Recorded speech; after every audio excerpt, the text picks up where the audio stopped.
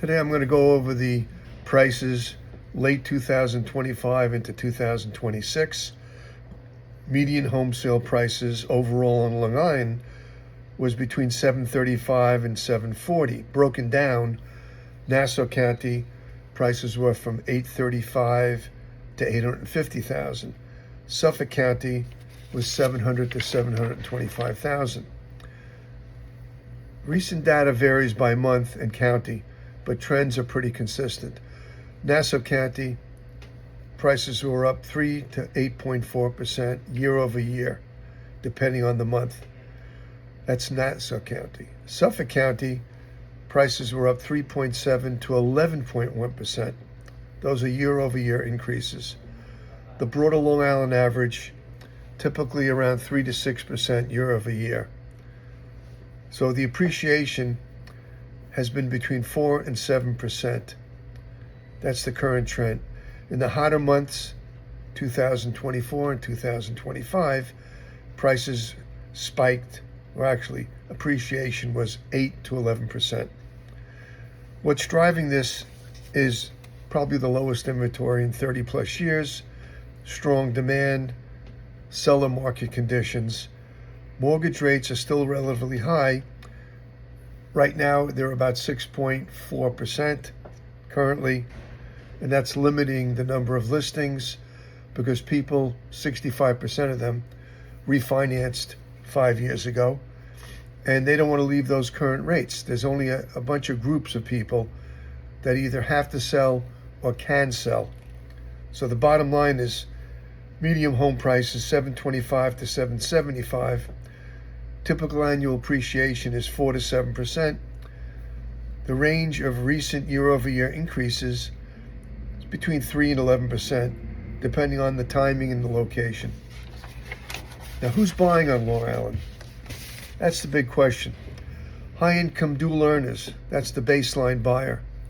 Most traditional buyers are two-income households, often commuting to New York City or in professional jobs.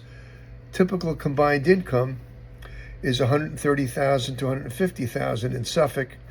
Nassau County, $140,000 to $180,000.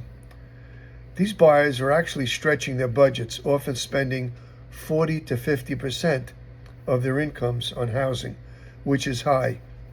What used to be upper middle class is now just entry level for buying here. There are New York City transplants, a major driver of people moving from New York City for space, schools, and suburban life.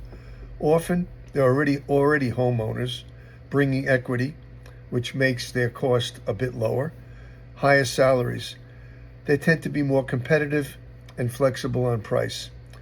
Wealthy cash buyers, especially at high end and low ends, cash buyers dominate the luxury homes and the fixer-uppers. Those are the investors and developers. In hot areas, cash and waived contingencies seem to be winning the offers. Cash gives a huge advantage in bidding wars. There's also a trend of multi-generation buyers, fast-growing trend. Families are pooling their money, multiple incomes, savings. Banks report more parents and adult children on the same mortgage. This is becoming a key strategy to afford the $700,000 to $1 million homes. Investors and developers, especially active in entry-level homes, tear down properties. They're often paying cash and outbid regular buyers. Local move-up buyers. Existing homeowners upgrading using equity from previous home. Therefore, they're putting more money down, and even at the higher interest rates, the mortgage amount is not affecting their affordability. These buyers are often stronger than first-time buyers. The qualifications financially are needed. Median prices: Suffolk $685, Nassau $850. For a typical purchaser, monthly cost $140,000 to $200,000 household incomes. That's a realistic range. Competitive buyers often earn $180,000 to $250,000. Down payment expectations. Standard is 20% down. Those are the people that need the $140,000 to $170,000 down payment. Lower down payments exist, but less competitive in bidding wars may lose to stronger offers, and that seems to be the case on Long Island. I've had a number of buyers who keep missing the mark because they're being outbid, especially by cash buyers. As they say, even now, cash is still king. Credit and lending. Typical expectations: credit scores 700 plus, ideally 740. Debt to income ratio, ideally less than 43%. I prefer in the 30s. Pre-approval is mandatory before shopping. I always implore my clients, try to get a pre-approval letter, not a qualification letter, a pre-approval where they've checked your income, your debt to income ratio, and your credit scores. It's a very competitive market. So buyers are bidding $50,000 to $100,000 over asking in certain areas. It's not as bad as it was a year or two ago. Some are waiving inspections and contingencies. There are still more buyers than sellers, keeping the pressure high. What people on the ground are saying, combined $250,000 income, still getting outbid. Most houses now are $800,000 in Nassau, lower in Suffolk, tough even at a $200,000 income. Developers come in with cash and win anyway, but that's not the biggest segment of the market. This is aligning with the data. Even strong earners feel squeezed.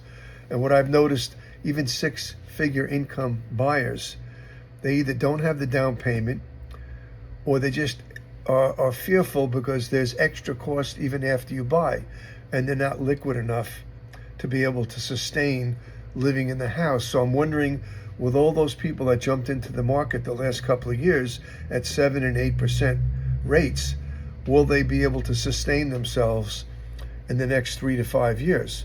Only time will tell. So realistically, to buy in Long Island today, you really need $150,000 to $250,000 in the household. Savings $120,000 to $200,000. You got to move fast. You got to bid strong, and you got to be flexible.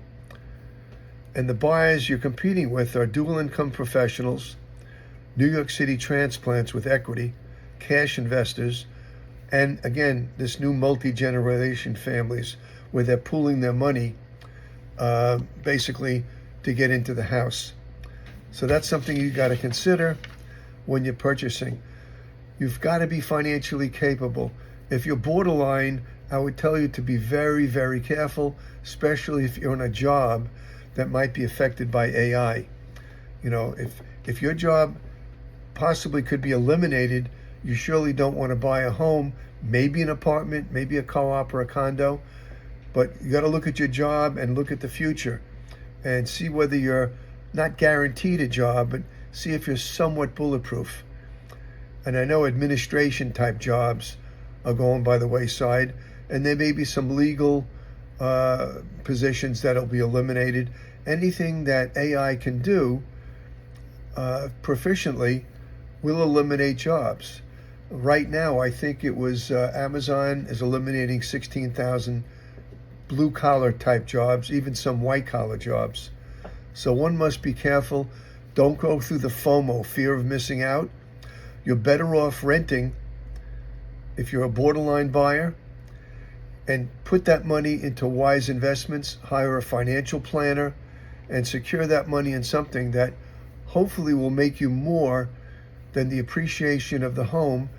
Plus, you have to consider the ongoing cost of maintaining a home, a gardener, things that may go wrong with the home.